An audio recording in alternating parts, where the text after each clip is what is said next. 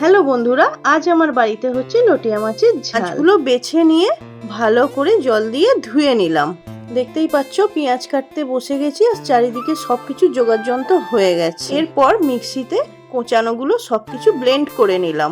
এরপর কড়াই তেল দিয়ে তেলটা গরম হয়ে যাওয়ার পর পেঁয়াজগুলো দিয়ে একটু নেড়ে চেড়ে হালকা লাল ভাবে ভেজে নিলাম।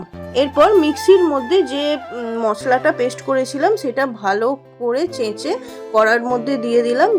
দেওয়ার পর পরিমাণ মতো নুন, হলুদ আর জিরে গুঁড়ো দিয়ে ভালো করে নেড়ে চেড়ে মশলাটা একটু কষে নিলাম যতক্ষণ না তেল ছাড়ছে। দেখো মোটামুটি আমাদের মশলা কষা হয়েই। এরপর মাছগুলো মশলা কষার মধ্যে দিয়ে দিলাম।